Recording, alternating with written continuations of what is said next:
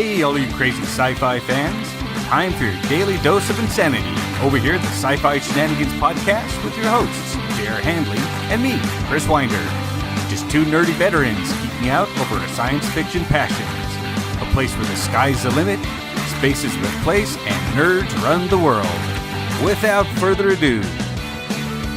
All right, so today is the first ever inaugural, the best ever, obviously, episode where we're talking not to an author, we're not musing about science and tech, and we're not talking to scientists who are way smarter than us. Today, we're talking to a member of the Honor Harrington fandom, Joel Lyons. Yay! Joel Lyons is an Army veteran, a chef, a big rig truck driver, sci-fi fan, and a member of the Honorverse fandom, otherwise known as the Royal Manicorean Navy, which is is a fan group for David Weber's Honor Harrington series. He's the former commander of the HMS Spectre of the Royal Manicorean Navy, who was recently promoted to admiral and now stares down at the plebes and says, "Get to work." I guess, but definitely not a scientist, as you said, for my jobs. Like, definitely not smarter than anybody else in this room right now, I don't think. But you get to make people swab the deck, so that's all good. That's true. And you got to remember, Chris was a Marine, so he eats crowns. So At least it's colorful. Yeah, true. So I'm wondering, Joel, what do you love about science fiction? I love science fiction because it's the future. I like that I think it embodies how the human mind always wants to look forward to the next best thing. It's the same kind of concept that got Wilbur and Orville White off the ground, that made Galileo look into the stars, and Isaac Newton figure out the universe. I think we've as a society, we've pretty much explained a lot of our natural world. So I think science fiction is our next step in that, of like, wow, it would be cool to travel to a starship. And then we're like, well, how are we going to do that? And then, we talk about it, we make our fireside tales about it. And that's why I've always loved science fiction. I think it's where we want to be as a society. With an answer. I think that's right. I think mankind runs off imagination and dreams. Yeah, exactly. I mean, how many times have you gone to sleep and wake up and you've had an awesome dream and you try to fall back asleep to have that to continue that, like the part two, part two, like, come on, let's go back to being Daenerys in that cave. I thought I was the only one. And you said you weren't smart. All right. So what made you cross the line from being a reader or a fan of science fiction to becoming involved in the larger real life community of fans? I think for me, the biggest thing was being an Army vet. I love the Army. I love the esprit de corps, the camaraderie that was there. And you kind of lose that when you go to the civilian side. And I was like, I've never been a heavy console gamer. I've never been a big partier, but I found something that spoke to me, and it was conventions are cool, but I liked the idea of getting together with people that enjoy the same stuff that I do, outside of political views, outside of sports, outside of conventions.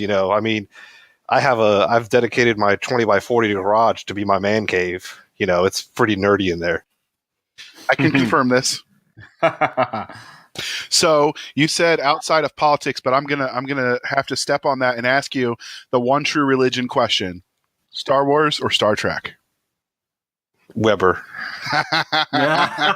See, that's what admirals do. They avoid questions. All right. So, no. If we were talking off the record, but it's not off the record because it's not recording. But I've always been a bigger Star Wars fan. But don't get me started on The Last Jedi and the disappointment in that movie. Yes, I can agree with you there. I like the idea of Star Wars and more than what the movies necessarily led on. I've read a lot of the books in the universe, so. Oh yeah, like all the books that I've read since I was like a little, because I've read forever, and then it's like there's these yo, your books no longer matter. Well, you know why they did that, don't you? Yeah, because like the story had been told out and it was so conflicting, like. That was exactly why, because I think what it was is everybody wanted to write their books about the main characters everybody loved. But then when you're looking for continuity and timelines, it's like, how can he be here and on the other side of the galaxy at the same time? Because he's a clone, man. Camino. So when Disney bought it, they didn't have a whole lot of choices. I'm not necessarily defending Disney because they've made a lot of dumb choices, but they didn't have a lot of options. So. Oh, trust me.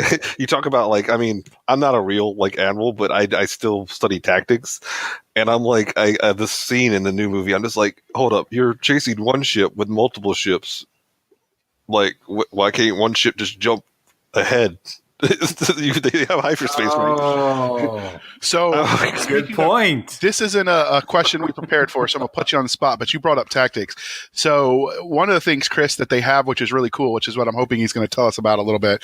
They have this game he set up in his garage where there are like several consoles, and you have an engineer, the scientist, the weapons guy, the captain of the ship, and you're like actually commanding a starship, and you're like going on these missions. Do you want to elaborate on that program you have that you? Oh yeah, that's Horizons. That's actually made by Mythic Studios up in Newport News. They're an excellent group of guys. It's kind of like Artemis, if anybody's ever messed with that, but it's more realistic. It sounds weird to say that. It's less sci-fi, less like Star Trek-y. Like all you can really see normally is like the view screen. You don't see like that 3D view of that third person view of the ship and all that stuff. I feel like you could, if sometimes I just want to even do away with the main view screen and just have it. All you see is like my little nerds hunched over screens trying to do what they're supposed to do. It's pretty fun. I'm gonna have to look that up. But you start thinking about tactics when you're engaging at a distance and doing all that stuff with the Horizon program. That's still in beta though, right? They're not actually releasing that yet.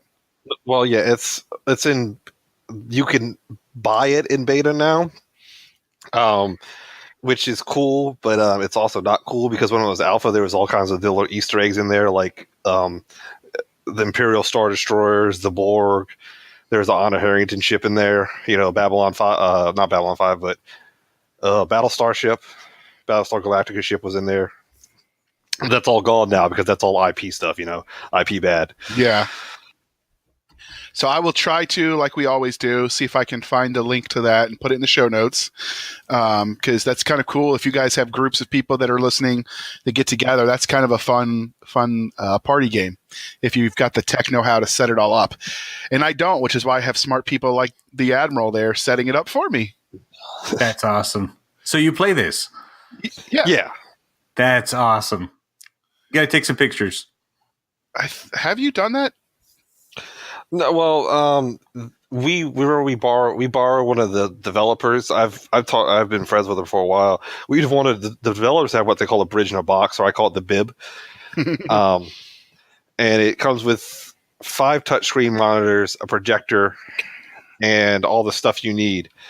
And they've just went and did a huge. I think it's up at some gaming convention, and they had like 16 bridges going or some crazy thing like that. And I was like, oh my god, I feel like the Admiral and the little Admiral inside me. Yes, let us have 16 ships attacking.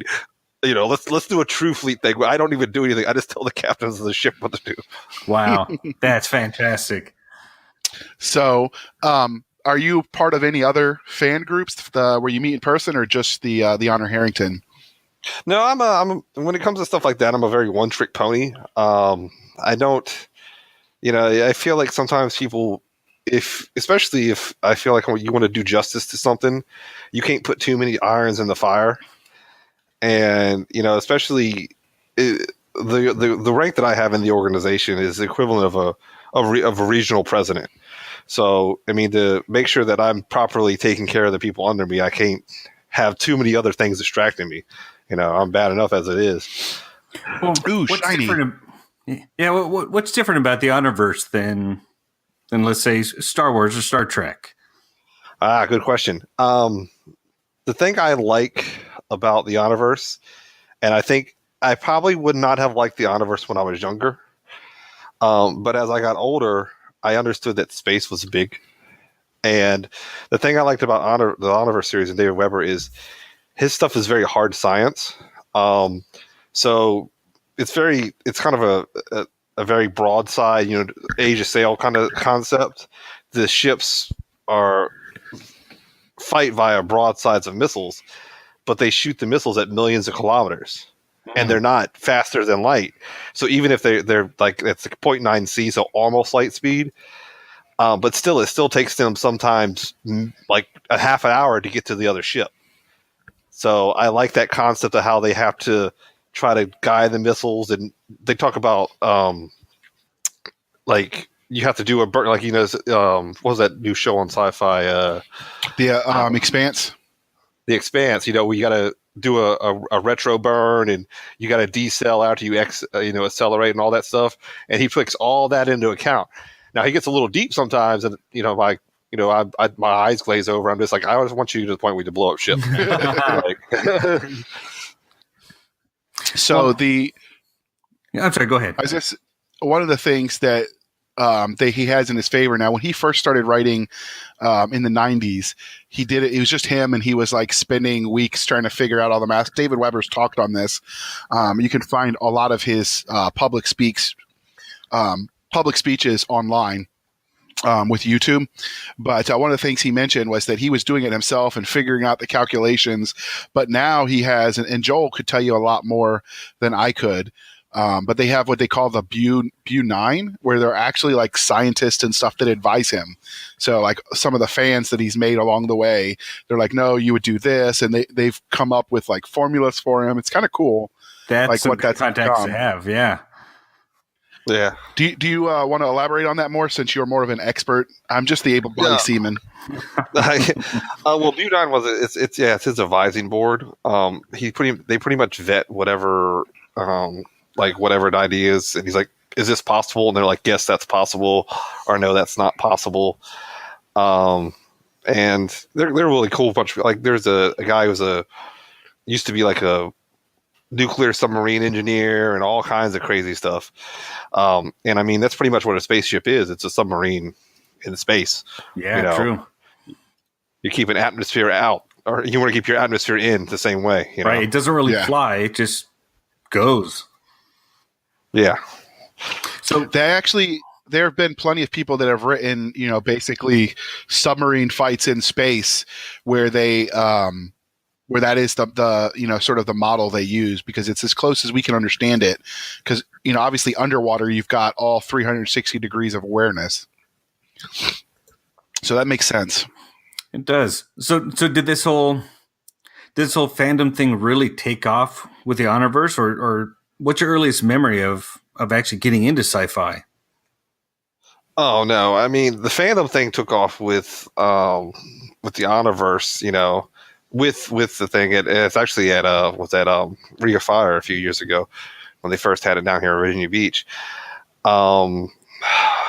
I've read sci-fi since I was probably 9 years old. I do have to admit that it's not the first. There's that first book that you remember reading that sets your mind, sends you down the path towards nerddom. Yeah. And my gateway drug was R.A. Salvatore's The Crystal Shard. Oh, R.A. Salvatore. That's, which Dritz du Erden. Dritz der Mann not Chesbernon. Yep. Yeah. So a little nugget right there is that when we talked about who our dream guests would be, when we establish ourselves so people will give us a chance, that was the dream guest for Chris was R.A. Salvatore. Oh yeah, man. I love his stuff. And I remember when you first read as a kid, like I didn't know how to pronounce it, so I called him Drizzt. Yeah. Yeah. I got corrected by my buddy Greg on the proper pronunciation. I don't know how he found out. Book on tape, maybe. I remember those when they were actually cassette tapes. Yeah, I think I still have one somewhere. Yeah, I used to see them all the time, and they're CDs now, but truck stops have them. Yeah, where you can like rent them and then return them. Although with the Audible subscription, do you even still use the CDs? No, I mean I use Playster. Believe it or not, Playster is actually a better system. At least it was. I haven't. Where I switched jobs, I drive more locally. I just kind of zone out now and think about like other things, like what I want to do in the next upcoming year and stuff like that. But for a while, Playster was really awesome. It was like you paid like $9.99 a month, and you could get all the bestsellers. I listened to all of the Safehold series by David Weber via Playster. Wow. And that's why I destroyed in the reading challenge that we had in the fleet. Yeah, they did. I mentioned it in a lot of my reviews. So you get points, Chris. Each your ship's competing against other ships to encourage reading, and you get extra points if the author is a member of the TRMN and on the official list. And then right before I think HonorCon, and then was it maybe LibertyCon? They give you extra points if they're attending as well. Yeah. If it's it's HonorCon or a ManiCon. If it's an attending guest, you get triple points. Wow. Yeah, and I mean, JR can tell you the books by David Weber can like definitely second as doorstops. Yeah, so that helps you with the page counts. So I did a lot more reading, but I wasn't smart enough to target. I just was reading what I was going to do for my blog anyway and just recording it that way. And I'm like, ooh, when he mentioned all of the triple points he was getting, I was like, ooh, I should have done it a little differently. But so when you read these, when you first started reading the David Weber books, did you read them before you joined the fan club or because you met the people that were in the fan club and then you read them? No, it actually interesting story. I had, sometimes you're going through like the doldrums. You're trying to find something new to read. And I was swimming through Kindle, and I'm like, oh, on Basilisk Station. Oh, it's a free book. I'll read it. And I started reading, and I was like, this is really fucking good. Excuse my French. And like I just read it, and then I went to not Fantasy. That's a different thing. I went to Ring of Fire, and I was walking by, and there was a Honor Harrington fan table, and I was like, oh wow, what is this? And then I start talking, and and then that's when I met Joe Morgan, really good friend of mine. He lives up in Pennsylvania now. Great guy, got me into it. If I was ever going to have a real flag captain, like in the real Navy, it's a space Navy, it would be him, because like he would do anything for you. But what's funny is I actually joined originally the organization as a steward, and I joined on a Saturday, and I came back in a black steward's uniform on Sunday morning with Krispy Kreme donuts and coffee for everyone. Yeah, so you worked your way up. That's how you win friends. Yeah, I guess I bribed my way to the top, or at least almost to the top, right? So I actually asked them if I could be the first person that was like demoted, but apparently you can't go below Spacer. So my hopes were dashed. Yeah, now you actually automatically get promoted pretty soon. Oh, just like in the Army. Hush. Yeah, pretty much. Hush. We earned it. I say. I mean, we didn't light anybody on fire or blow anything up. Right. Mostly, same way you get good conduct ribbon. Absolutely, we earned it. You didn't get caught. Well, if you didn't get caught, it didn't happen. That's right. Duh.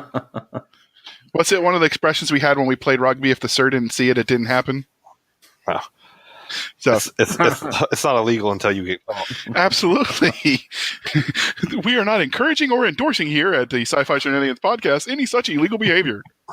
I'm just saying, if a few planets happen to get glassed to quell some rebellions in the future, don't come looking at my fleet. They were that way when I got there, okay?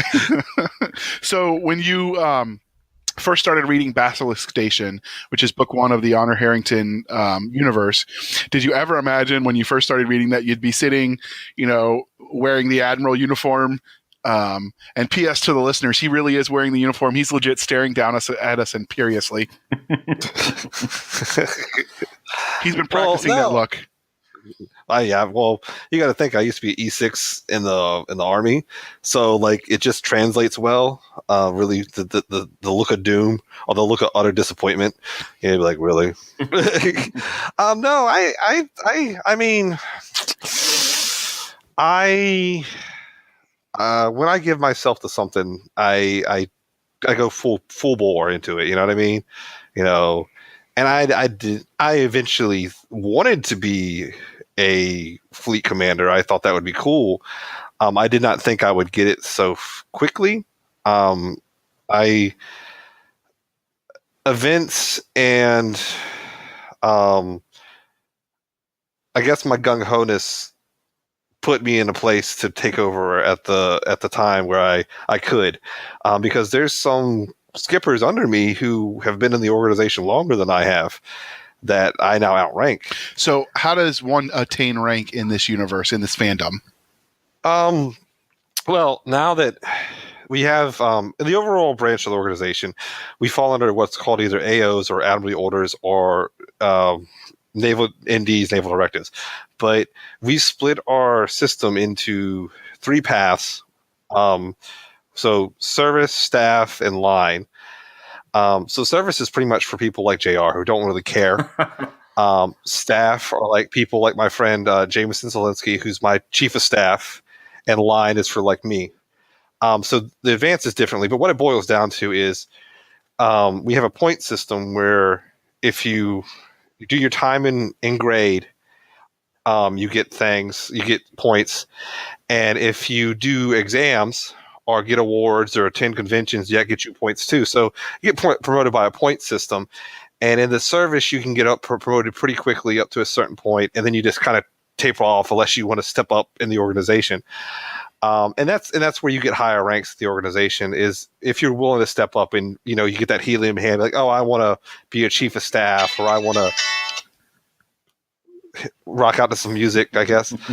That was your alert that's saying you were getting a call from the Admiral. Okay. That's not what it sounds like. It's quite ominous. I think it would be a death metal version of the Imperial March. Sorry, I thought I muted my phone. So I think that's what makes this one kind of cool. I don't know how all fandoms do it, and maybe we'll be able to talk to people in other ones, but that's one of the things I thought was neat, that they had the exams. And if you've ever been to a convention, and that's where I first actually heard of the Honorverse, was I met Joel at the RavenCon in 2016, and they were pretty fun to talk to. And they put on a couple panels that they do about, you know, getting you into things. And I just figured anybody that could inspire, and this is right when I signed my contract to write. So I figured anybody could inspire fans to do that was doing something right. So I needed to read the books. And then in the process of that, you kind of find that they're pretty cool people, just socially. But if you see them, you'll get to see the, if you can Google it for image searches, like their uniforms they have, if you go all out, that look like legit military uniforms with ribbons and awards. And I think it's closer, if you look at the uniform, a lot closer to what you'd expect from like a Royal British kind of setup, as far as like some of the badges. And if I'm remembering correctly, aren't there sergeant stripes inverted as well, Joel? Yeah. There's a lot of the the Royal Navy influence in it. Yeah. So yeah, the sergeant stripes are inverted and all that stuff. You know, we have like Lieutenant JG, Captain of the Line, stuff like that. So it's a very British Royal Navy Age of Sail feel to it. Yeah, I'm looking at one of the things I thought. I'm sorry, looking at the website right now, and they've got lots of pictures. They're sharp looking uniforms. Yeah, and I mean, even luckily, black is a slimming color. That's all I want to say. Oh, not slimming enough. No. So I just thought that was cool. I don't have the resources or, you know, attend enough that I would need something like that. But I do think it's kind of neat. They do have some providers, because there's a large enough organization where it's not like cosplay that they're making themselves. Like they can buy their uniforms. Yeah. Off the rack, if you will. Yeah. We actually got with a company that makes the marching band uniforms. So they're actually pretty high quality, and they've, most cosplay, anybody who's ever done it, you wear it once or twice, it starts getting threadbare, and your wings start falling off, and your horns start getting droopy. Not the droopy horn Droopy syndrome. horn syndrome, man, it's horrible. No, like they actually have legit, pretty well be worn multiple times. You know what I mean?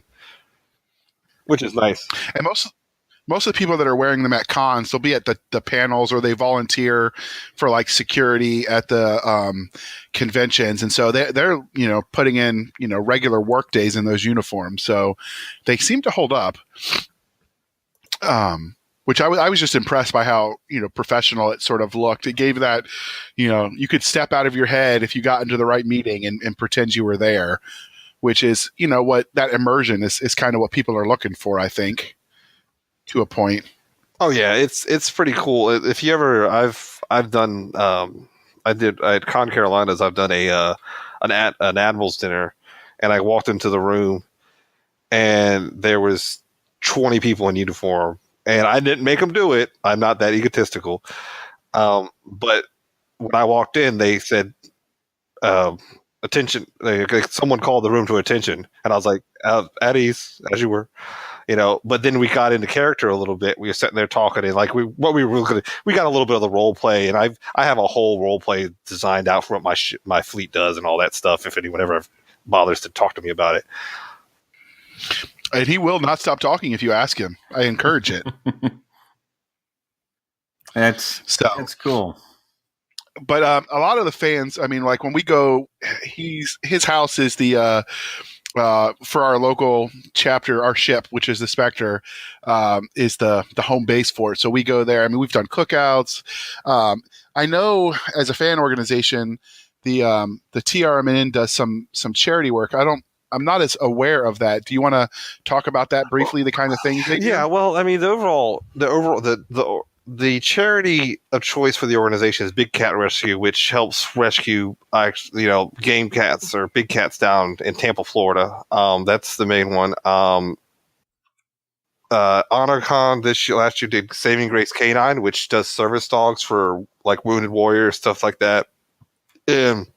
What I think is cool internally for Third Fleet, we do the Midshipman program, which raises funds to send a kid to space camp. Yeah, that's kind of cool. My kids aren't old enough, but I think that's neat. They send them to the NASA space camp is I think who you guys use, correct? Yeah. So it teaches the kids to love science and. Oh yeah, we always try. It's a little bit harder. I have a whole. It'll eventually come out. It's called the Third Fleet STEM program, and it's a version of the Scouts, but it's very STEM. Like, we have a job. One of the jobs in our organization, or in canon, is missile tech. So if you build a rocket and you shoot a rocket off successfully, you get a missile tech badge. Stuff like that. Yeah, and they have sort of like almost like the Boy Scouts with the Ranger program for the youth as well. Yes, that's called the Sphinx Forestry Service. That's still getting fleshed out because, you know how it is. Like it's hard. You don't you don't want to get the kids too involved, but you don't want to step on too many toes, stuff like that. It's a touchy subject. Yeah, I mean, I guess as people are looking for things to do with their family, though. Yes, I mean that's what I would like. I would love to see people taking their kids, getting their kids involved. I want to see like a little kid who's done the STEM project for Third Fleet, and then we have like a sash and wearing a little beret, running out of convention. I got this badge for this, and I got this badge for that, and I got this badge for giving the Admiral cookies or something like that. On that note, while he shoves those cookies in his mouth, we're going to take a break for a word from our sponsor. He who dares wins. Harry Rogers and Jess Cook expect a leisurely trip to Mars. Too bad their enemies have different plans. The race to find the relics left behind by a hidden group of advanced humans is only getting started. When a mistake sends Jess and her team careening out of the solar system, Harry must race to save her. His frantic search will take him deep below the surface of Mars and then far beyond the Red Planet in ways he never imagined possible. On Earth, friend and foe alike have scattered across the globe in search of lost bases. Those who unlock the alien secrets first will inherit the galaxy. Can Harry and Jess stop their foes before humanity is thrown into slavery? Freedom Express, Book 2 in the Humanity Unlimited saga. Written by Terry Mixon. Available now at Amazon.com. All right. Thank you to those wonderful sponsors. So the STEM program that you're mentioning, the Third Fleet project, is that something that has a website, or is that just something the fleet is doing? That's internal. So there's no website. If you happen to go to the Third Fleet page on Facebook, it's linked up there. And I think it'll kick off more when we actually have warm weather and people can go out and do things. I don't expect, I'm not a hardcore. I didn't expect a kid to go shoot a rocket off in 12 inches of snow. If they did, they would have got an awesome badge for it. You saw that video, JR. I did stuff in the snow. It was pretty funny. Yeah, he made some adult beverages that he used the cooler nature provided, like a good soldier would, and enjoyed the beverages. That's great things to do in the snow. Yeah. So let's we've talked about your role in the TRMN ooh, that flows off the tongue. Fan club. So let's transition. So in addition to being involved in the fandom as a member of the club, so to speak, you've recently stepped up with the convention circuit. So you founded your own convention. I know HonorCon, which was the Honor Harrington convention, recently closed its doors, and you're replacing as one of the options the convention that was closed with Fantasy Convention. What made you decide to up your game, so to speak? Well, when HonorCon, the thing about HonorCon was originally, what we talked about earlier about Bu9, it was their annual meeting. And they originally turned HonorCon into a convention, and then it kind of didn't, it's hard to run a convention if you haven't run one before. And then TRMN was like, oh, we'll run HonorCon for you. And the first year it was in Raleigh, North Carolina. And this was right when I joined the organization. So I've been in the organization 4 years now. That's kind of crazy. I got, as a chef, I was like, oh, I'll help you run the con suite. Little did I know, help run con suite meant run con suite. And I helped run the con suite for HonorCon for 4 years. And I'm like, wow, running a convention is fun. Like, I like seeing something that we've built. And it's something where you get together in a lot of fellowship. And you saw this convention that me and the other staff members built. And due to politics, due to policy and, fiscal stuff beyond people's means and all this stuff, all this stuff you hear about, that kills cons, HonorCon had to go away. And I was like, you know what? HonorCon might have to go away, but the convention and the spirit of the convention doesn't have to go away. And I had the entire staff from HonorCon helping me with Fantasy. And we moved it to a better time of the year.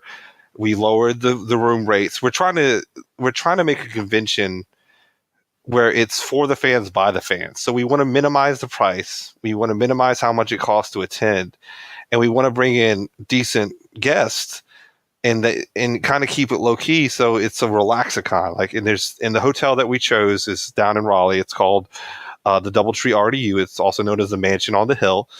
It has a lot of fellowship space, like tons of chairs, and you'll get time to talk to the authors that you care about or you want to kind of get into with, because Chris Kennedy is going to be there, and I don't know if you guys talked to him. Oh yeah, not yet. But Chris Kennedy is going to be there, and if you ever want to write or get into writing, or he shoehorns you into writing because somehow a book gets named after your fake restaurant that you gave him the idea for. Yeah, he's a great guy to talk to, and it's just one of them. We wanted the spirit of HonorCon to live on in that area, and the Raleigh-Durham area doesn't have any really good science fiction conventions. I used to call it. It used to, be a military and fantasy science fiction. It's a science fiction convention. It's just easier for people to understand that. So yeah, they don't have a lot of science fiction conventions, and we wanted to keep that going. Okay, and you said it's at the what hotel? It's at the Doubletree RDU. Easiest way to find out is either go to fantasy.rocks. That's actually a domain, by the way. Fantasy Rocks. Fantasy.rocks. FANTASCI.rocks.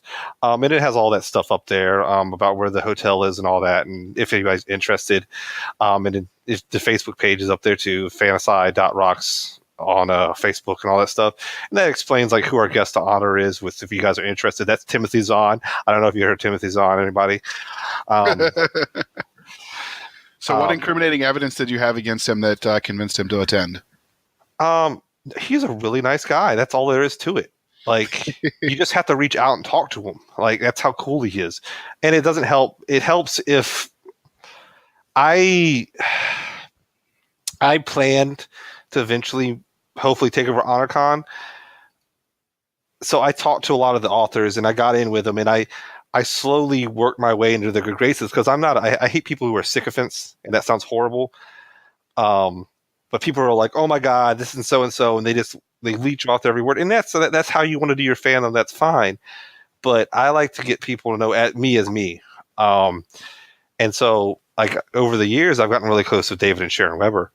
And I was like, hey, David, can you give me Timothy Zahn's email? And he did. And I sent Timothy Zahn an email. And it's like, he's like, yes, I want to be at your convention. But by the way, don't ever use this email again. It's my personal email. Use this one for the convention. And I'm like, duly noted. Too late, but well done. Yes. Well, that's been my key to success as well. I'll reach out to anybody. I don't care.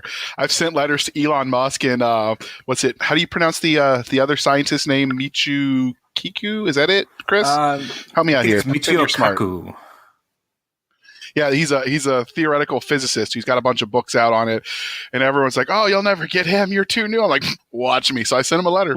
We'll see. He hasn't answered yet, but it could happen. It could happen. He's got to get down far enough on the list to reach yours. My fingers are still crossed, Chris.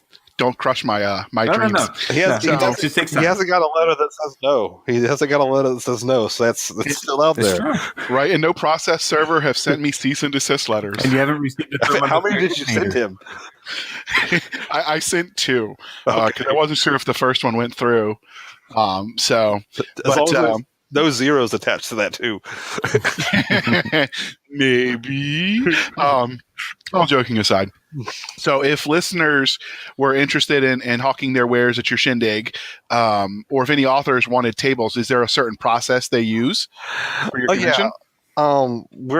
Because the convention isn't actually till March 2019. So we're going to have a big rollout in the middle of March with the true. It's kind of a soft opening for the convention right now. You can only do so much uptalk of the convention when it's still over a year away.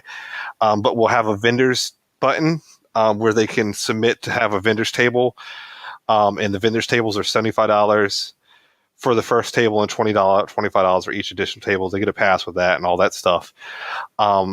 Now, our guests are booked, but we will need panelists, and there will be a panelist button where if you're willing to do over 4 hours of paneling, you will get a free pass, because, people like to, hawk your wares. And, I mean, I'm going to do a shameless plug for Chris Kennedy here. Chris Kennedy Publishing has agreed to do a little partnership with Fantasy, and we've actually dedicated the boardroom that we have for him to meet upcoming authors and talk to them about their ideas and their books, and for him to give some one-on-one time and maybe get him. Yeah.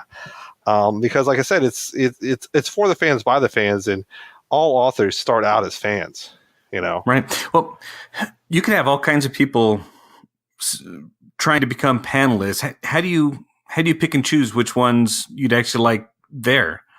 Well, of course, at its core, since it came from HonorCon, the traditional thing is fantasize the tradition lives, which is a big saying in the books. It's still military, science fiction, and fantasy, so we're going to always kind of lean that way. But we also do focus a lot on STEM. So we've reached out a few times to like a professor at the University of North Carolina who does stuff in applied plasma. And like literal plasma, not like the stuff you get out of your blood, like shit, the stuff for the stars and crap. I'm like, wow, I did not know that was a thing. But we've reached out to him, talked to him a little bit, because we want to give these guys it's kind of nice for them to come in, hopefully, and have an audience that appreciates what they're saying, be like, oh, okay, so that's how plasma really works, So it's kind of like the same people we're trying to find for this show, someone who can explain the science and make it palatable and easy to digest. Yeah, exactly. You know what I mean? Because I'm a simple guy. I can get the deep things, and I just like stuff blowing up. That's why pew pew pew. But there's some people who want to know how all that stuff works and how the fusion bottle contains stuff and how, like in the Universe, we use stress gravity bands to move a ship and all this stuff. And I'm the admiral. The ships go that way. That's the way I want them to go. I don't care how they get there. Right. Yeah, well said. Yeah, but the admirals have to work really hard. Yeah, they have to hold that coffee cup and not spill it. I think that's part of the entrance exam. Yeah. One of the funniest ones, we were speaking back to playing Horizons. We were playing it at one time. You weren't there, JR. This was a little bit earlier in my career. I was the captain, actually, of a heavy cruiser at the time. And we were playing, and I have this. You see it hanging up in the flag deck, that Marine sword. Yeah. I'm like, I pulled the sword out. I was a little tipsy on rum and coke at the time, and I'm like, fly me closer so I can stab them with my sword. Because, why not? Yeah. And I might have stabbed my TV and left the scar. Okay. I can neither confirm nor deny. So, other than you mentioned Timothy Zahn as your guest of honor, are there any speakers of note that you've already invited, or is it? Well, that was one of the things I wanted to do off the bat. I wanted to secure a solid guest list so people would be interested in going. So, guest of honors: Timothy Zahn, David Weber's coming, Chris Kennedy's coming, Mark Wandry's coming. And if you haven't read any of the Chris Kennedy, Mark Wandry stuff, they're heavy hitting up and comers. The Four Horsemen universe is phenomenal. Yep. It's really good. It's very, if you haven't read any of this stuff, it's all on Amazon Prime. So you can read it for free. They still get paid, so don't feel bad. And Steve White. Steve White's I call him like the con uncle. You see him a lot at different conventions. A really great guy. And he has a lot of good stuff out there, but no one, you know how it is. It's just like when you're an actor, people don't latch onto your stuff sometimes. Like, they latch onto other stuff. He wrote stuff with David Weber back in the day, it was the Starfire universe, and he's kept that universe going, but no one's doesn't have that fandom like David Weber's got, at least not yet. You know what I mean? It could happen. They could. So maybe this convention will be the thing that breaks him out of the obscurity into superstardom. Well, what's the first step for putting together a convention, just besides having the idea? I think the first step is a solid staff. A convention is very hard to run, and you have to have a staff in place to properly delegate. I deal with a lot of stuff, but I delegate a lot of stuff too, because you have to have people in place to do their jobs. And it's thankless because most startup conventions, while we can normally we can try to cover your pass, we can't cover your rooms. So you put a year's worth of work in just for the love of the game. And that's the big kind of first step, is getting that group of friends or that group of people that you've worked with, in my case, and making that convention happen, and luckily, like, I got my wife, I love her to death. She supports me through this whole thing. She supports my crazy. That's probably why she's my wife. You know, I'll do it. So, have you already started planning the guests, or not the guest list? Like, what kind of panels you're looking for? Like, obviously, you haven't filled them. You're going to wait. Well, I think I was actually, and when I was talking about earlier about driving, I that's what I kind of think of. I think I've got the panels that I want David Weber to do. I think I want him to do. I want to do it. Charles and Manticore, an empire of comparisons. Okay. And that compares the Manticore, the Manticoran or the Manticore Empire from the Honor Harrington books versus the books from the Safehold series. They have a lot of similarities and a lot of differences. Both really good series, but I want him to he's never really talked about how they kind of inspired each other and all that stuff. Another one I want to talk to him about is how he went from a book series where it's very high tech, right, to a book series where he had to do Age of Sail. And I've got a guy named Mike Romero. He's coming in. He's a historian on the Age of Sail, works up in Williamsburg. He's going to come in on that panel with him to help, talk about how, battening the hatches, all that crazy stuff, right? Another stuff that makes my eye gloss over. I'm like, I don't care how the ship sails. I just shoot the cannon. And I actually have a guy, his name's Corey. He's hopefully going to come down. He actually works on the American Rover here in Norfolk, which is a sail ship. So, I'm trying to get that, David Weber talked about it in his book. Mike learned about it in history, and he goes he goes out and goes like the U.S. Constitution and does studies and stuff. And Corey, actually does it in real life. So how that all works together. And of course, there's going to be the obligatory, and the other one I want to do, and I want to do a Thrawn versus Harrington, who would win panel with Timothy Zahn and David Weber, and just let them go at it. I would really want to know that. I think Thrawn would win. Oh, so do I.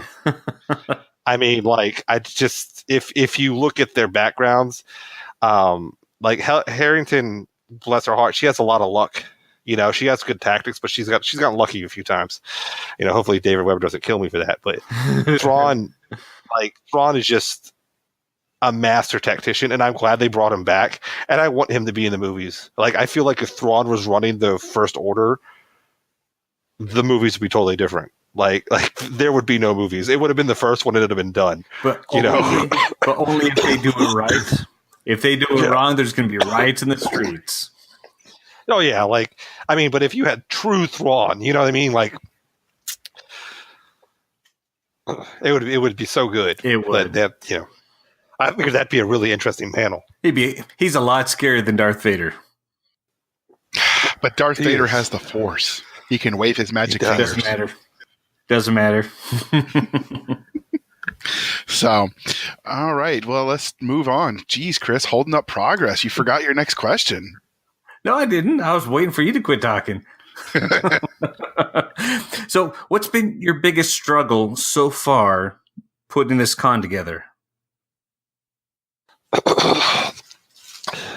It's the biggest struggle putting it together is the waiting, because you have to have a deposit for the hotel. You have to have all this stuff in place you have to have seed money.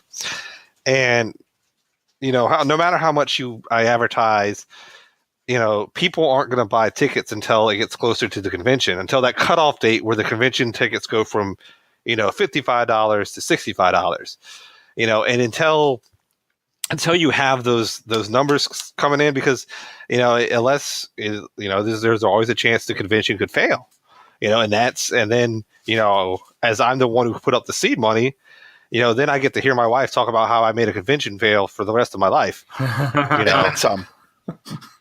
And that's probably what she put on my grave. Couldn't get shit right. That's the scariest part to me.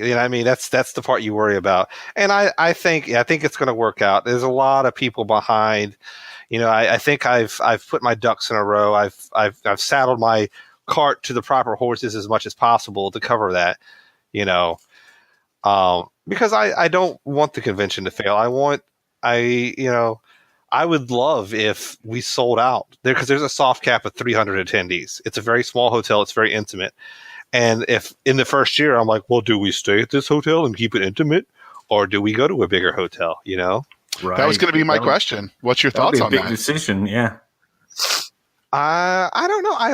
I feel a lot of times, in my opinion, and you guys have been to multiple conventions, sometimes you get so many people, it's just like so overwhelming. I like the concept of a relaxicon, a place where you're like, man, I love going to Fantasy because it's chill, it's relaxed. They got a con suite that supplements my diet. I get to hang out with my friends in the lobby. Joel's just walking around in his kilt all the time, just his kilt. It's really bad, but he's a great guy, That's, if you don't follow him on Facebook, you realize you're missing it. But he's recently bought a kilt, and it's got lots of pictures of him wearing it. Hey, it's a combat kilt. It's got like utility pouches. I'm like a Scottish Batman. Combat kilt. I like it.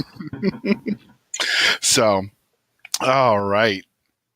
Well, finally, I know we're running long on time, and you've worked a long, hard day admiraling and doing admirally things, so we don't want to take all of your time, but you can't escape without the final 3 questions we ask every guest. So first, what are you currently reading? Actually, I'm actually reading the what is it? A fistful of credits. A fistful of credits by let's see, the anthology for the Four Horsemen series by the Chris Kennedy, Mark Wandry, a few other people. I know some people in that book. Yeah.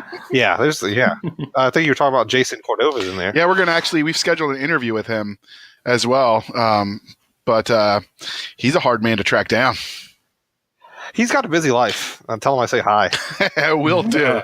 So and be like, Joel wants to know if you're coming to Fantasy.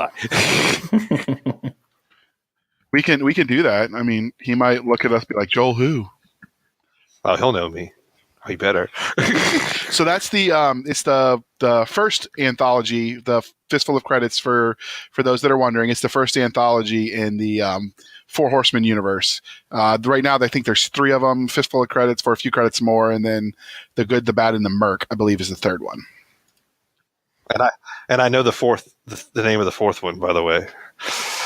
This is the super secret project about a book based on his restaurant for the con suite. Oh no, he announced it at MarsCon, so it's actually happening. I was like, oh my god, this is crazy. Well, then it's not super secret anymore. I thought we were special, no. Joel. We were going to break some news here.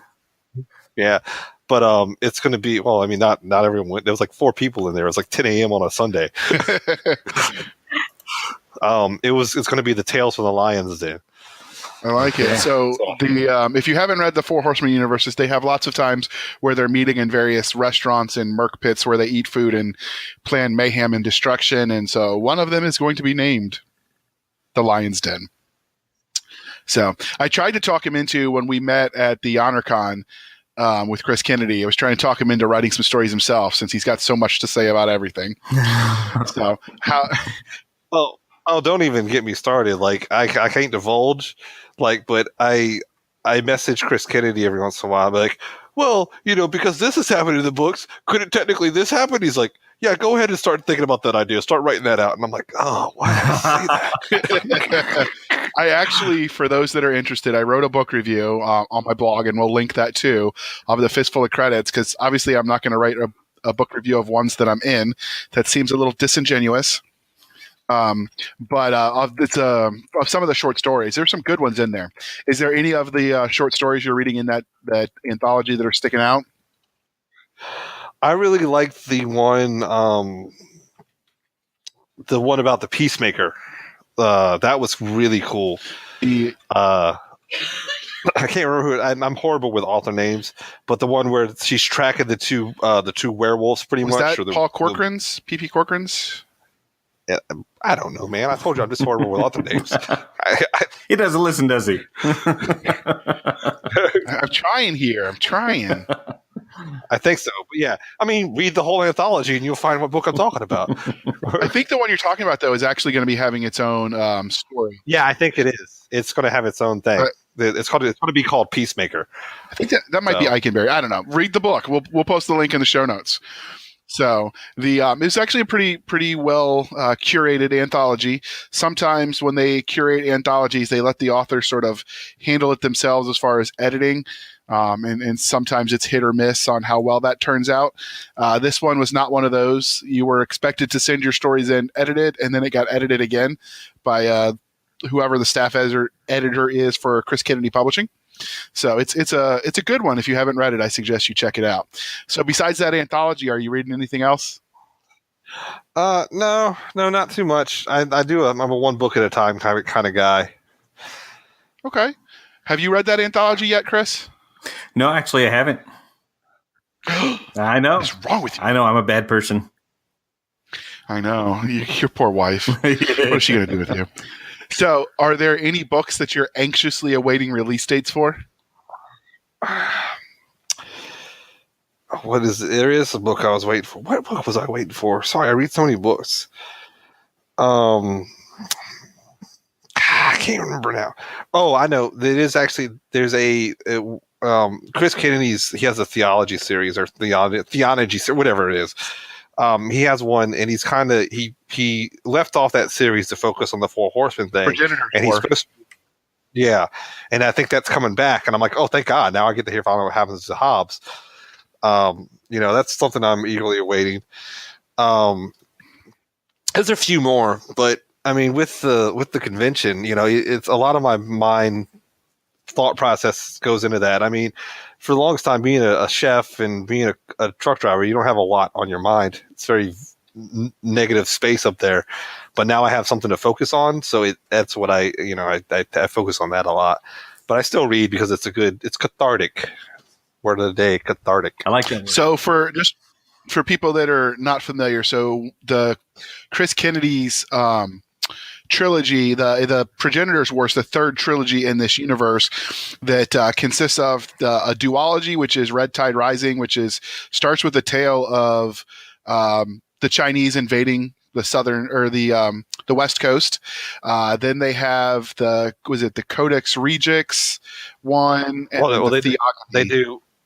Yeah, they do Seattle Rising, and then that's the three they do, and then what occupied Seattle, I think, was the other one, right? And that was the duology, and then they did the Codex Regius, and then the Theogony were the two follow-on trilogies, and then it leads you and sort of leaves you as a cliffhanger, and then the Progenitor's War was the next trilogy, and those fancy words, I don't pronounce them, I don't speak so good, so yeah, forgive me, please, if I butchered it.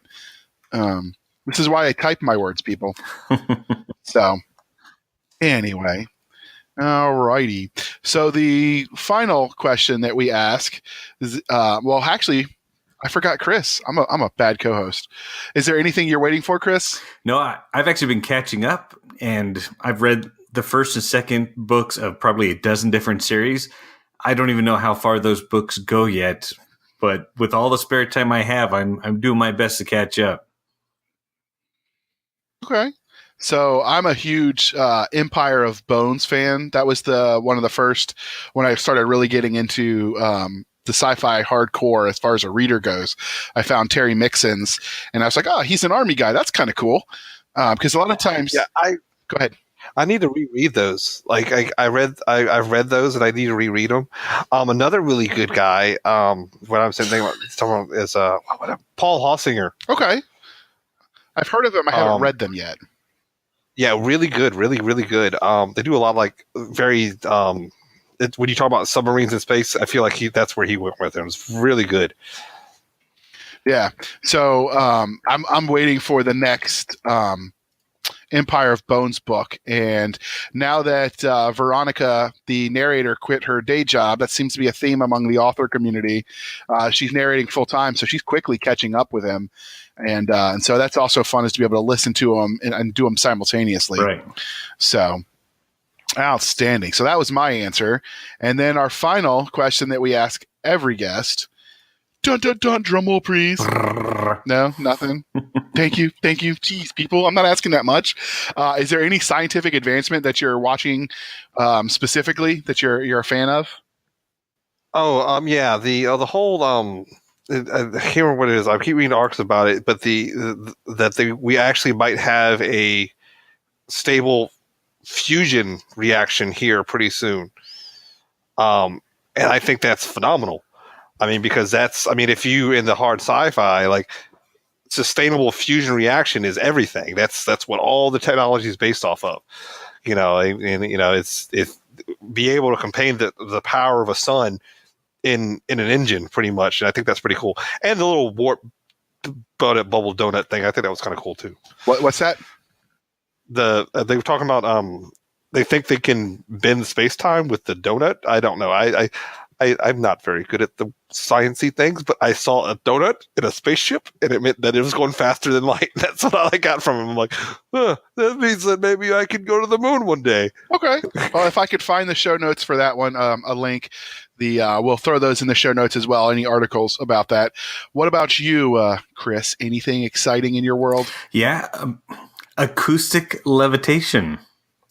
So I went to CNET, and scientists have been doing this for years, being able to lift teeny tiny little balls of foam and things like that. But there's a news article I found that says Tibetan monks have been witnessed lifting 3-4 ton boulders up a cliff using nothing but sound. Are you sure they're just not like watching someone play Skyrim? Yeah, well, you know, hold cheese wheel. If you drop one of those rocks on your toe, you're fine. Good game, by the way. Yeah, fun game. Yeah. But I see sound as playing some kind of role in the future, possibly a Back to the Future skateboard.